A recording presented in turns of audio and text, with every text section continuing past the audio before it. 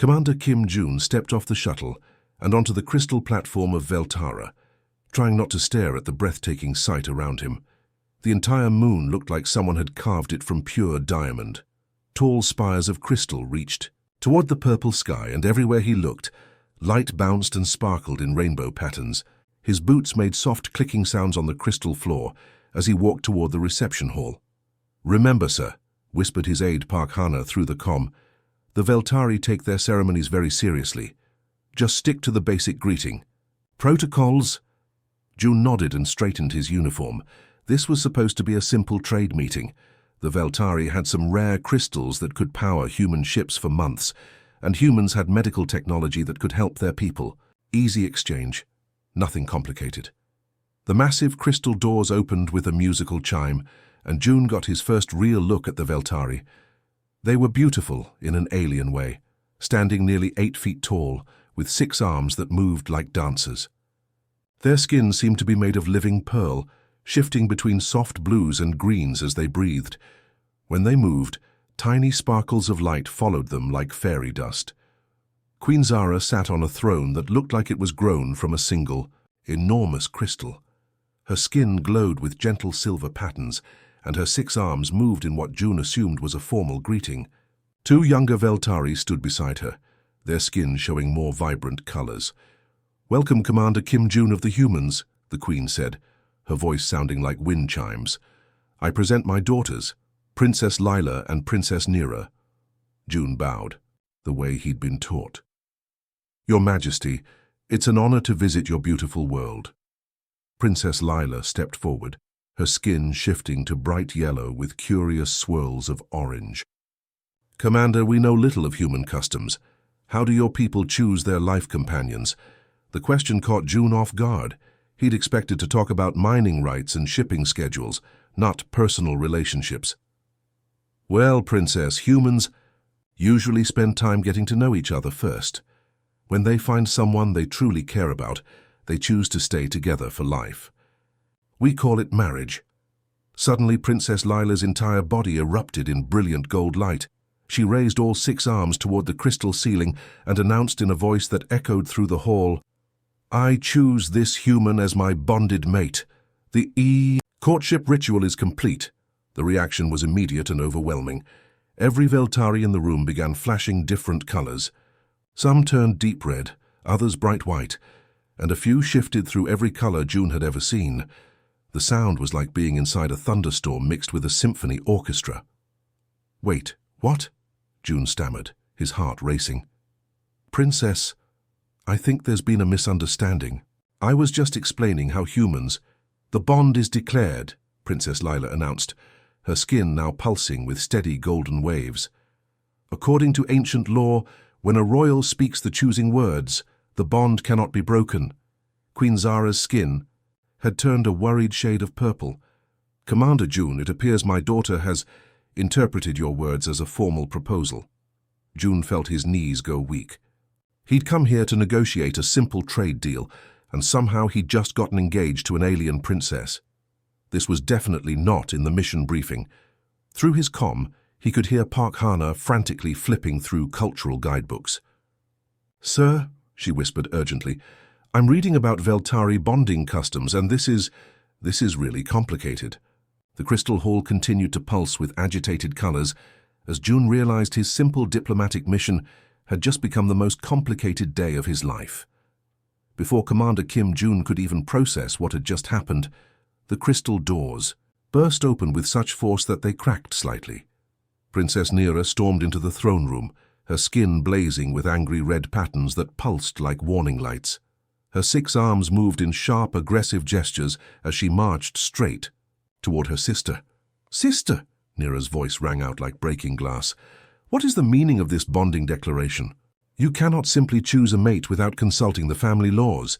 Princess Lila's golden glow flickered nervously. "Nira, I have found my perfect match. This human understands true partnership." "Perfect match?" Nira's red patterns intensified, and now angry orange streaks joined them. "You spoke with him for less than 5 minutes, and more importantly, you have violated our sacred twin laws." June looked between the 2 sisters, feeling like he was watching a tennis match played with laser beams. "Excuse me, but what exactly are twin laws?" Queen Zara sighed, her skin shifting to a tired grey color.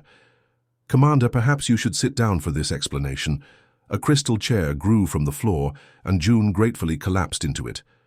His legs still felt like jelly from the first shock. "In Veltari culture," the Queen began, "twin royals must maintain perfect balance in all things. If one twin gains something significant, the other must receive equal consideration. This law prevents civil wars and keeps our moon stable." Princess Neera stepped forward, her angry red fading to determined purple. "Therefore, if my sister has claimed a human mate, I also deserve a human mate. It is my right under the ancient codes." "But there's only one of me," June protested, his voice cracking slightly. "Exactly the problem," Neera replied, crossing 4 of her 6 arms. "Since you are the only human here, you must serve as mate to both princesses." Meanwhile, in the human ship orbiting above, Park Hana was having her own crisis. Her workstation was covered with holographic displays showing Veltari, cultural documents, legal codes, and historical records. She'd been frantically translating for the past hour, and the news kept getting worse. "Oh no, oh no, oh no," she muttered, pulling up another document. "Commander, can you hear me?" June touched his comm device. "I'm here, Hana. Please tell me. You've found a way out of this." "Sir, I've got good news and bad news. The bad news is that Princess Neera is absolutely right about the twin laws. According to every document I can find, royal twins must share equally in all major life events." "And the good news?" "Well," Hana paused. "The good news is that Earth's news networks have picked up the story. They're calling it humanity's first interstellar romance. The headlines are calling you a hero." June groaned and put his head in his hands. "That's not good news, Hana. Back on Earth, news anchors were breathlessly reporting the story.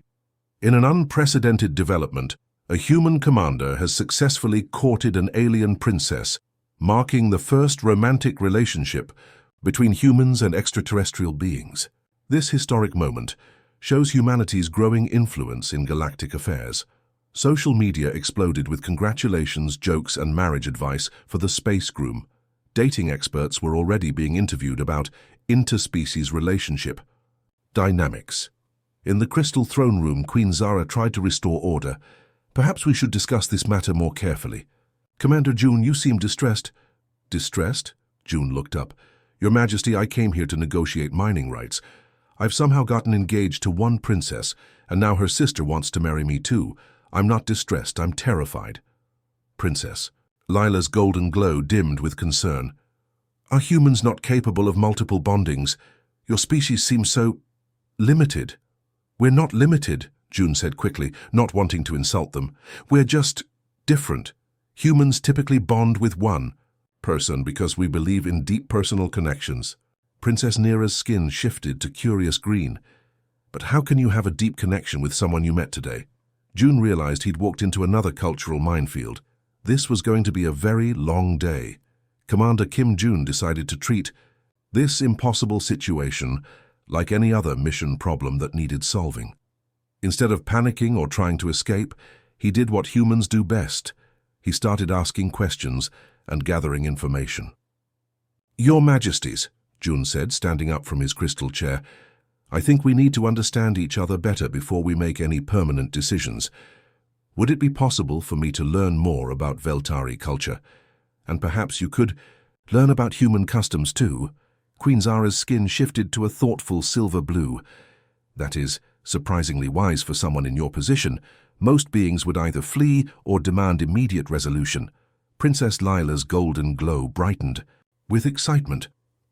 "Yes, I want to understand how humans think. Your ideas about choosing partners seem so strange and wonderful." Princess Neera, still showing traces of red irritation, added, "If I must consider bonding with a human, I should at least understand what I'm getting into." Over the next 3 days, June found himself in the most unusual classroom of his life. The Royal Library was a massive crystal dome filled with floating holographic displays that showed Veltari history, laws, and customs. Both princesses attended every session, their skin colors shifting constantly as they reacted to new information. "So let me understand this correctly," June said, reviewing his notes. In Veltari society, royal marriages are arranged to strengthen political alliances between different crystal cities. Exactly, Princess Nera confirmed, her skin showing calm blue patterns. Love, as you humans call it, is considered a nice bonus, but not necessary. The important thing is creating stability and beneficial partnerships. Princess Lila's colors shifted to curious yellow. But humans choose based on this love feeling. How do you know if someone is good for your future if you only follow emotions? June smiled. Well, it's not just emotions. Humans spend time together, talk about their dreams and goals, see how they handle problems together. We call it dating. Sometimes it takes months or even years to really know someone. Both sisters' skin patterns swirled with amazement. Years, they said together. Your parents just decide everything for you? June asked gently. Not decide exactly, Princess Lila explained. They present suitable candidates, and we choose from the approved list. But the choice is always about what's best for our people, not personal preference. This gave June an idea. He contacted his ship and spoke to Li Sung, his chief engineer. Sung, I need you to create something that's never been built before. Within 2 days, Li Sung had worked his engineering magic. He'd modified standard translation devices to read and interpret the complex color patterns that showed Veltari emotions. The breakthrough came when he realized their skin colors weren't just random. They followed specific patterns that matched their feelings and thoughts. Commander, Li Sung explained over the comm, these devices will let you understand not just what they're saying, but what they're feeling when they say it. And they'll be able to understand your human facial expressions and body language too. The first test was remarkable. When Princess Lila talked about her duties as a future queen, the translator showed that her bright, confident colors actually hid feelings of loneliness and pressure. When Princess Nera spoke about wanting equal treatment, the device revealed that she wasn't just being competitive. She was genuinely afraid of being left behind by her sister. This is incredible, Princess Lila whispered, watching the translator display June's emotions. When you talk about your home planet, your colors show such warmth and happiness. I never knew beings could feel so deeply about places, Princess. Nera studied the readout with fascination. And when you speak about choosing your own path in life, your emotional patterns show freedom. Is that the right word? Exactly, June nodded.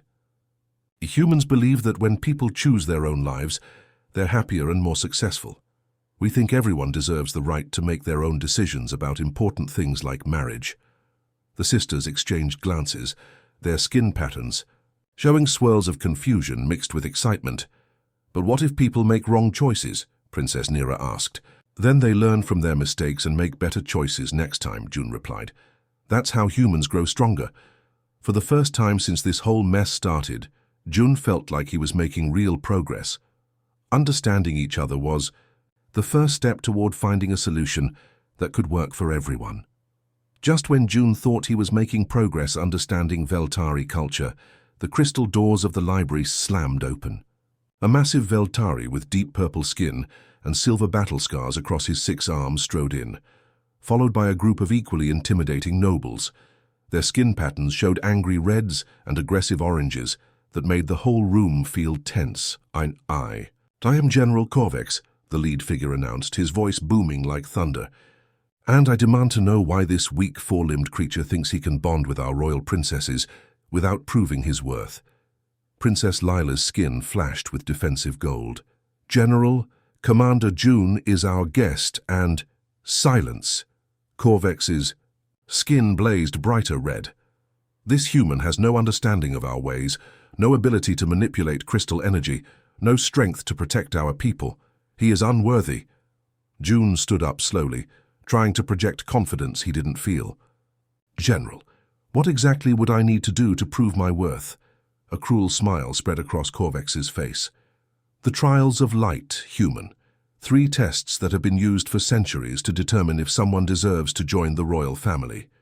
Princess. Nera's skin shifted to worried purple. General, those trials are designed for Veltari abilities.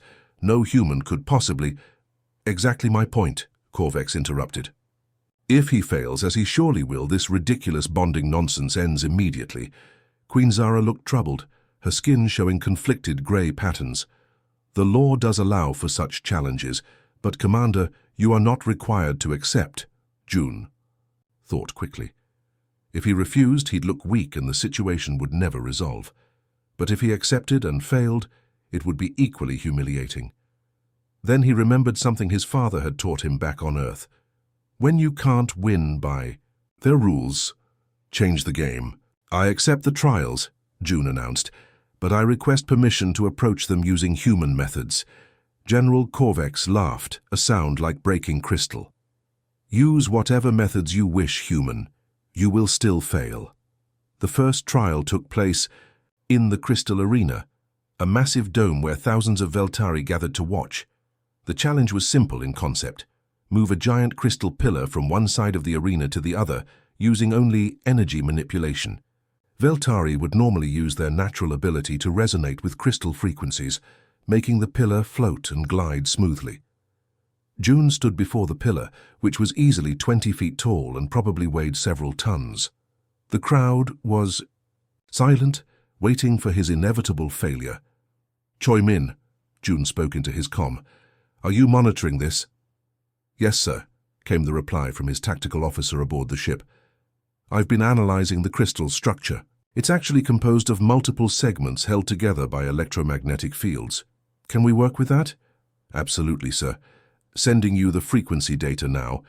Instead of trying to move the pillar with mystical energy like the Veltari expected, June pulled out a small device Li Sung had modified for him. He began targeting specific points on the pillar with precise electromagnetic pulses, destabilizing the fields holding the segments together. The massive pillar began to separate into smaller, manageable pieces. Then June did something that shocked everyone. He called for help.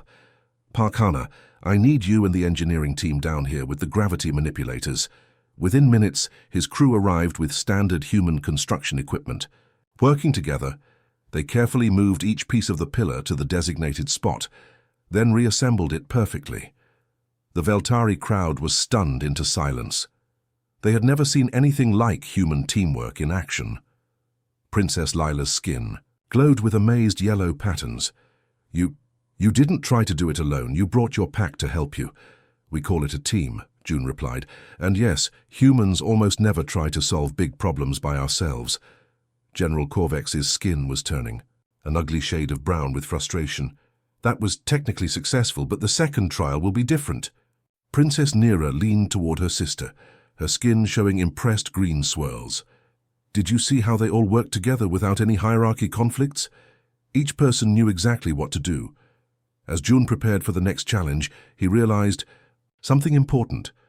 The trials weren't just testing his abilities.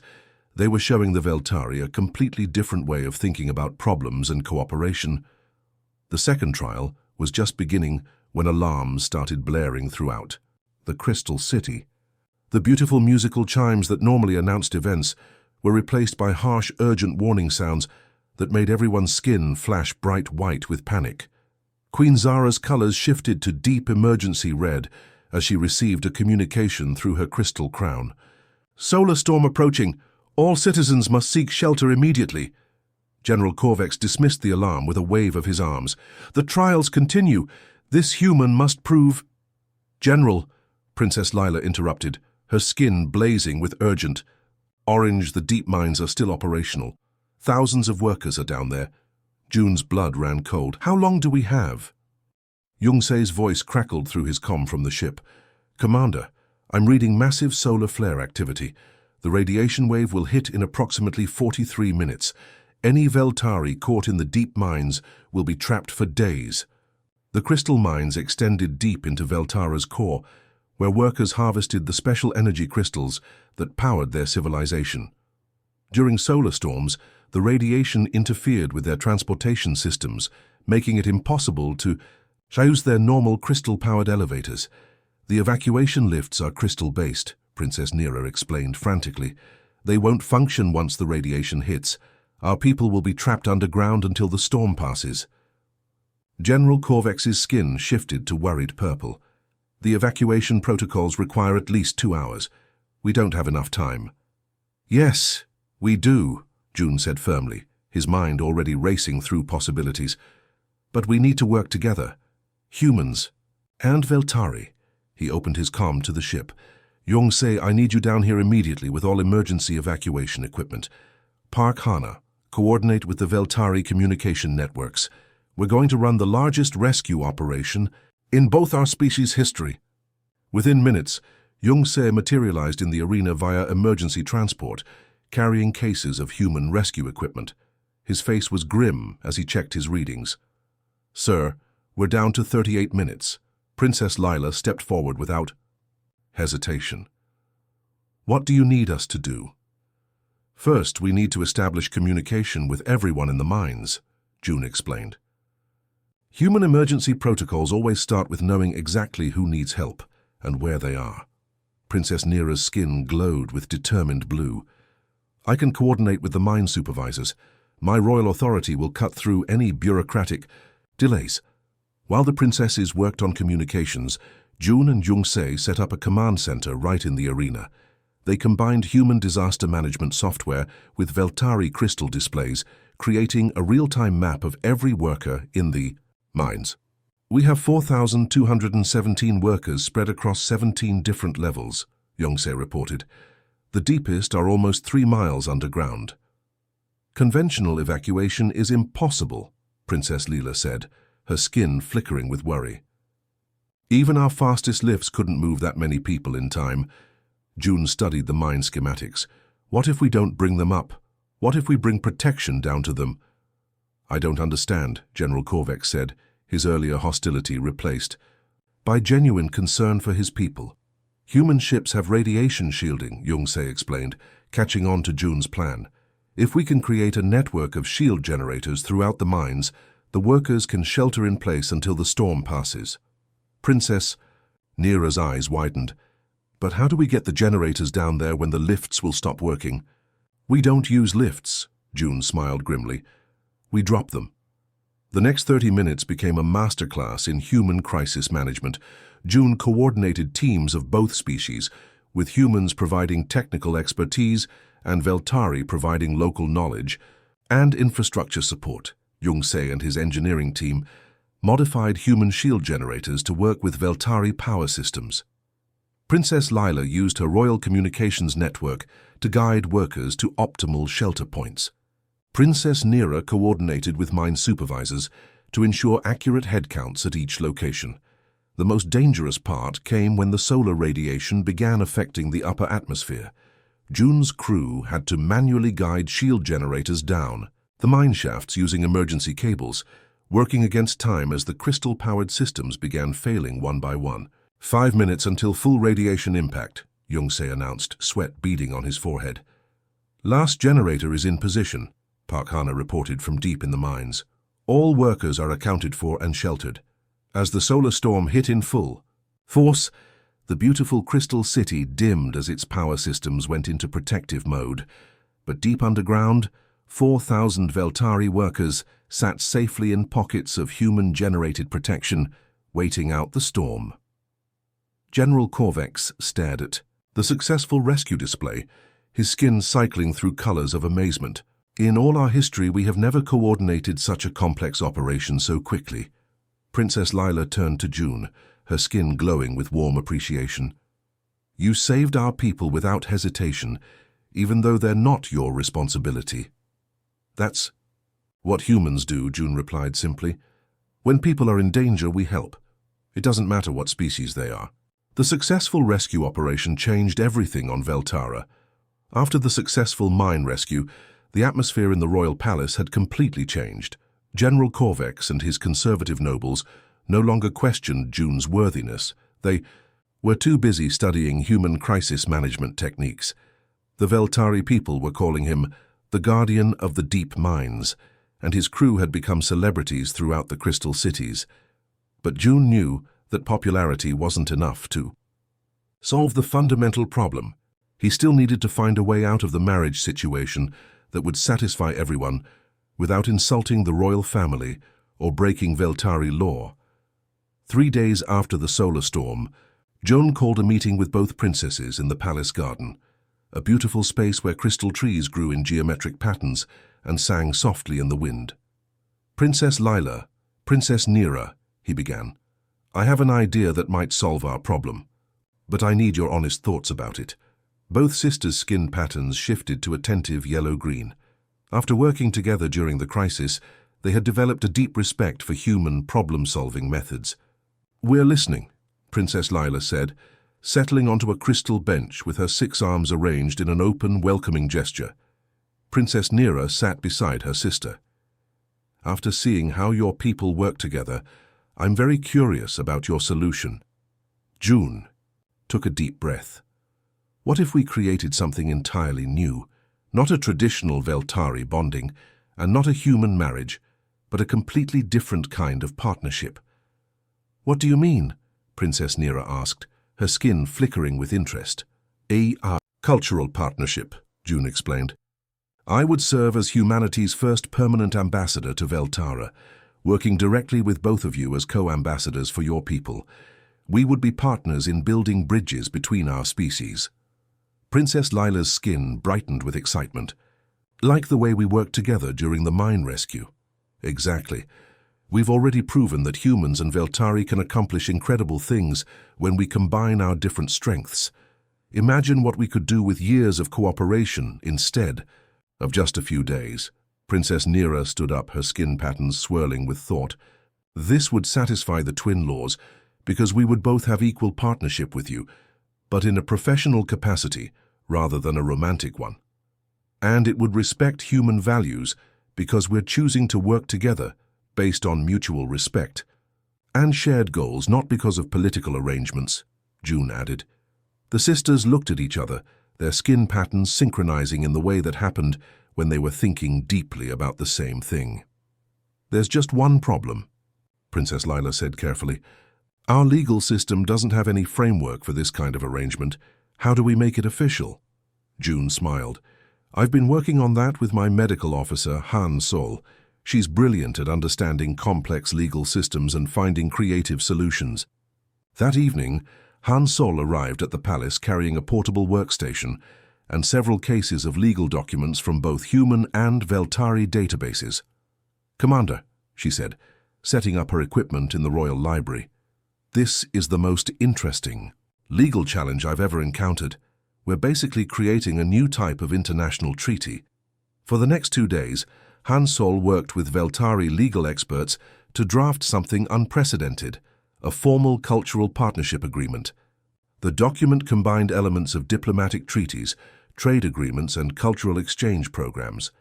"The key," Han Sol explained to the assembled group, "is that this agreement creates a new category of relationship that doesn't conflict with existing laws in either system."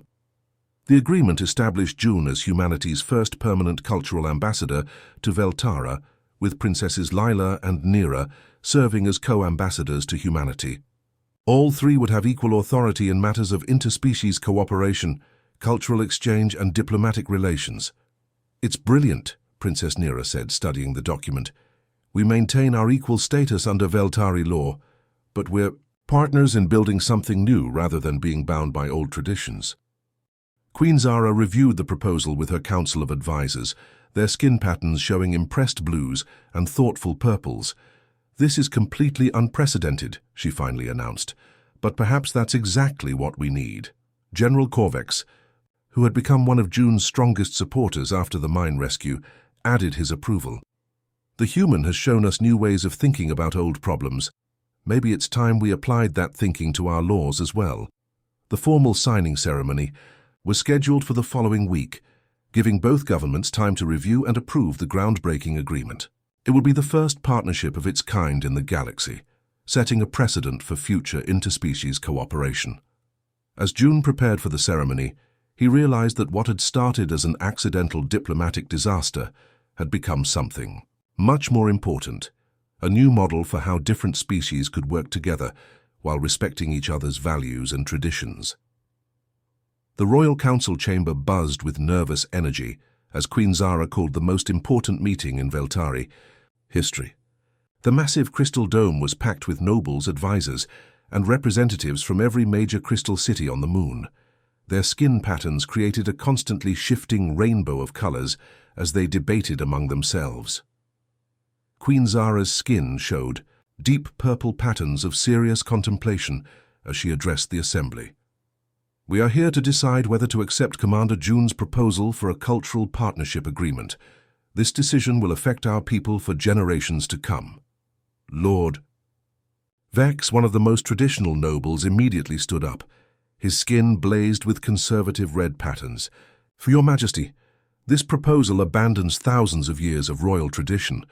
How can we allow our princesses to enter into some undefined arrangement with an alien?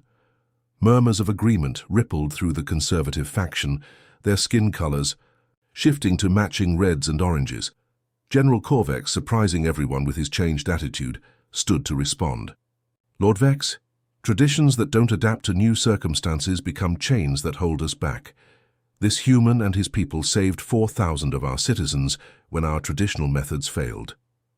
Princess Lila rose gracefully, her skin glowing with confident gold.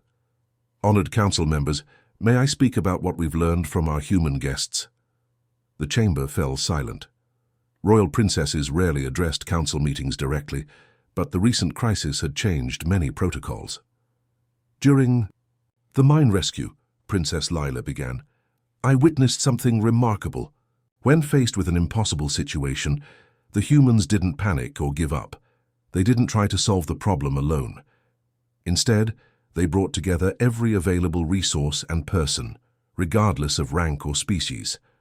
Her skin patterns shifted to warm, inspiring yellows as she continued. Commander June asked for our help not because he was weak, but because he understood that combining our strengths would create better solutions than either species could achieve alone.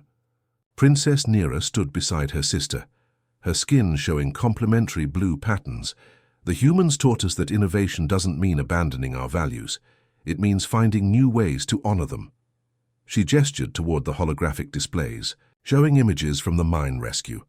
Look at these recordings, humans and Veltari working together, each contributing their unique abilities. Our crystal communication networks combined with their emergency protocols, our knowledge of the mines combined with their shielding technology.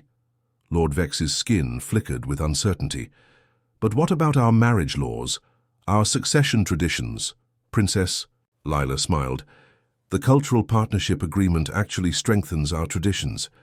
My sister and I will maintain our equal status as the twin laws require. But instead of being bound to political marriages, we didn't choose. We're choosing to dedicate ourselves to something bigger, building a bridge between our worlds. An elder council member, Lady Thyra, spoke up.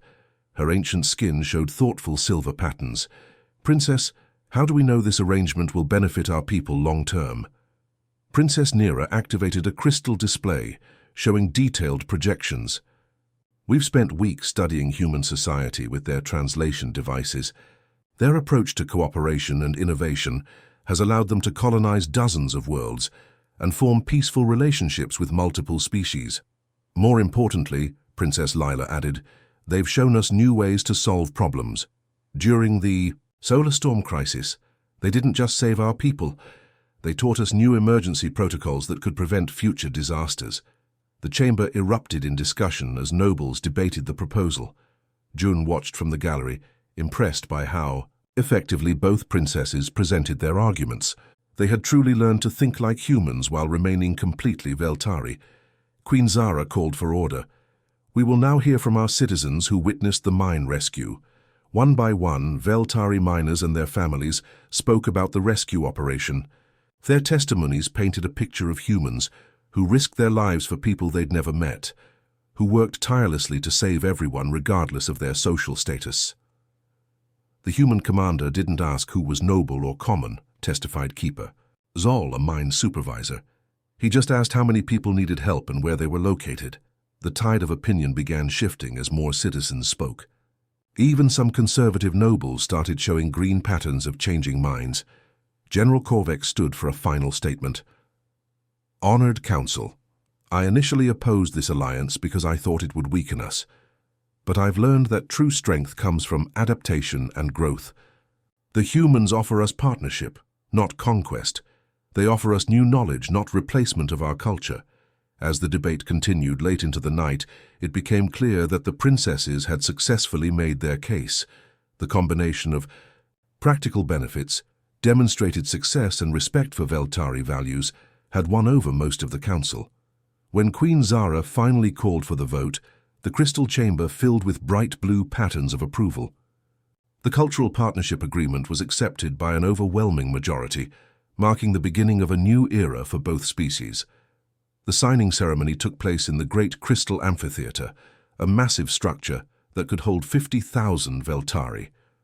For the first time in their history, the event was broadcast simultaneously to Earth and every human colony, making it the most watched interspecies event in galactic history. Commander Kim Jun stood at the ceremonial table, wearing his formal, diplomatic uniform alongside Princess Lila and Princess Nira, who wore traditional crystal crowns that sparkled with every color imaginable. The contrast was striking. One human surrounded by towering six-armed aliens whose skin shifted through rainbow patterns of excitement and anticipation. "Today," Queen Zara announced, her voice carrying through crystal amplifiers to every corner of the amphitheater, "we witness the birth of something entirely new in our galaxy's history." June picked up the ceremonial signing stylus, a device that would record his signature in both human digital format and the Veltari crystal memory system. As he signed his name, he couldn't help but smile at how far they'd all come from that disastrous first meeting. The crowd erupted in a spectacular display of colors as 50,000 Veltari flashed their approval through their skin patterns. It looked like watching the aurora borealis, but in every direction at once. But the real work began the next day. June's communication specialist, Kim Da, arrived from Earth with a team of linguists, cultural experts, and technology specialists. Her job was to turn the cultural partnership agreement from words on paper into a working system that could actually bring two very different species together. "Commander," Kim Da said, setting up her workstation in the newly established Cultural Exchange Center, "this is the most complex translation challenge in human history. We're not just dealing with different languages, we're dealing with completely different ways of thinking and communicating. The first challenge was obvious but complicated. Veltari communicated as much through their color-changing skin as they did through spoken words. Humans relied heavily on facial expressions, body language, and vocal tones that were meaningless to Veltari. Princess Lila watched Kim Da work with fascination. "Your translation devices are remarkable, but they only capture basic emotions. How will humans understand the subtle differences between respectful disagreement blue and thoughtful consideration blue?" Kim Da grinned. "That's where Princess Nira comes in. She's been working with me to create the first comprehensive Veltari emotional color database." Princess Nira's skin flickered with proud gold patterns. "We've identified over 300 distinct color combinations that carry specific emotional meanings. Kim Da's team is programming them into devices that will let humans see what we're really feeling." The breakthrough came when they realized the solution worked both ways. If humans could understand Veltari colors, then Veltari could learn to read human expressions with equal precision. "Look at this," Kim Da said excitedly, demonstrating a new device that looked like a pair of lightweight glasses. "When a human puts these on, they can see floating text that explains what a Veltari's colors mean. And when a Veltari wears the equivalent device, it shows them what human facial expressions and gestures indicate." June tried on the glasses and looked at Princess Lila. Immediately, text appeared in his vision. Curious excitement with undertones, of nervous anticipation and strong positive regard. Princess Lila wore her own device and stared at June's face. "It says you're feeling proud satisfaction mixed with concern about future challenges and genuine affection. Is that accurate?" "Scary accurate," June admitted. But technology was only part of the solution. The real challenge was creating programs that would help both species understand each other's cultures, values, and ways of thinking. Kim Da worked with both princesses to establish the first interspecies cultural orientation program. Human volunteers would spend months learning Veltari customs, history, and social structures. Veltari participants would study human concepts like individual choice, democratic decision-making, and personal freedom. The key, Princess Nera explained to the first group of human students, is understanding that different doesn't mean wrong. Humans value individual choice because it leads to innovation and personal happiness. We value collective harmony because it ensures everyone's needs are met. Princess Lila added, both approaches have strengths. The goal isn't to become the same, but to understand how our differences can complement each other. The program's first major test came when a group of human engineers needed to work with Veltari crystal technicians to upgrade the mine safety systems. Instead of the usual confusion and miscommunication that plagued most interspecies projects, both groups used their cultural training to anticipate and prevent problems. It's working, Kim Da reported to June after the first month. Incident reports are down by 80%, project completion times have improved by 60%, and satisfaction surveys show that both humans and Veltari actually enjoy working together. More importantly, word was spreading throughout the galaxy. 3 other alien species had already contacted Earth, requesting similar cultural exchange programs. The Human-Veltari partnership was becoming the gold standard for interspecies cooperation. As June watched human and Veltari teams working together in perfect harmony, he realized they had created something that would outlast all of them, a proven method for bringing different species together in friendship rather than conflict. 6 months after the Cultural Partnership Agreement was signed, Commander Kim June stood on the observation deck of the New Harmony, watching the most ambitious project in galactic history take shape. The massive colony ship stretched for miles in every direction, a gleaming combination of human engineering and Veltari crystal technology that looked like a floating city made of metal and light. I still can't believe we actually built this thing, said Park Hana, joining him at the viewing window. As the ship's new cultural liaison officer, she had been working non-stop to coordinate the thousands of families preparing for humanity's first truly integrated interspecies colony. Princess Lila approached them, her skin glowing with excited, golden patterns that had become as familiar to June as any human expression. The final boarding count is complete. We have 12,000 humans and 8,000 Veltari ready to begin the journey to Kepler 442b. Princess Nera arrived from the opposite direction, her skin showing satisfied blue swirls. All the family integration assignments are finalized. Every human family has been paired with a Veltari family for mutual support during the adjustment period. The idea had started small, just a few volunteer families from both species who wanted to try living together on a new world. But as word spread about the success of the cultural exchange program, thousands more had applied.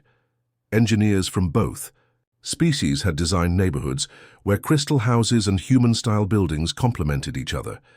Farmers had created agricultural systems that combined human crops with Veltari energy plants. "Attention all passengers," June's voice echoed through the ship's communication system. "This is your co-administrator speaking. In 30 minutes, we will begin our journey to humanity and Veltari's first shared home among the stars." As he spoke, Princess Lila and Princess Nera stood beside him at the communication console, their skin patterns synchronizing with calm, confident colors that helped reassure the Veltari passengers. "Some of you may be nervous about this adventure," Princess Lila added, her voice carrying the musical tones that Veltari found comforting. "Remember that we are not just traveling to a new world, we are creating a new way of living together."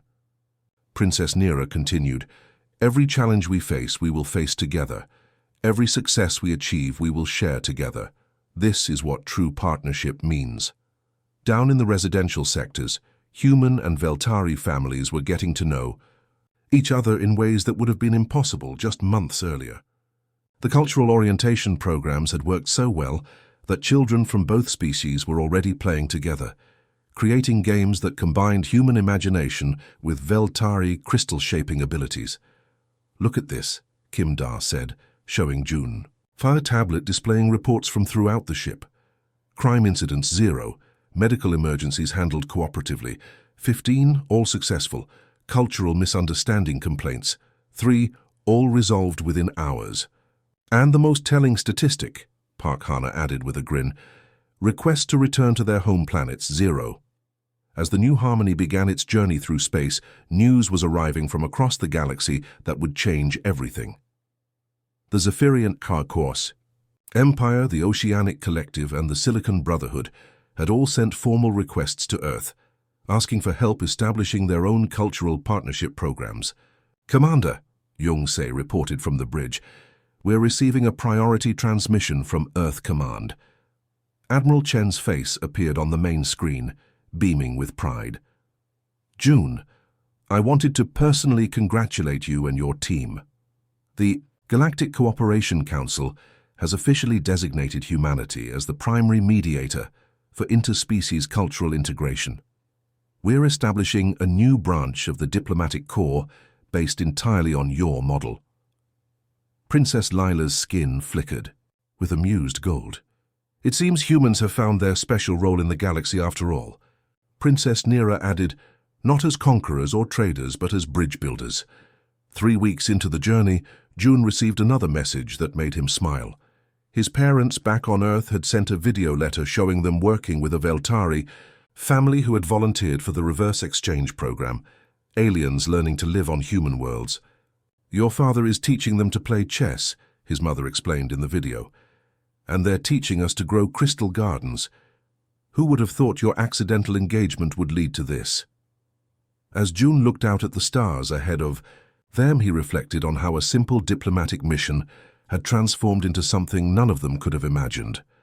The New Harmony wasn't just carrying colonists to a new world, it was carrying proof that the galaxy's different species could not only coexist, but thrive together. "You know what the best part is?" he said to the 2 princesses as they watched human and Veltari children playing together in the ship's central park. "What's that?" they asked together, their skin patterns showing curious interest. "We didn't just solve our problem," June smiled. "We created a solution that works for everyone. That's what humans do best. We find ways to make impossible situations possible." As the New Harmony sailed toward its new home, it carried with it the future of galactic civilization. Not conquest or conflict, but cooperation, understanding, and the simple human belief that every problem has a solution if you're willing to work together to find it. The galaxy would never be the same.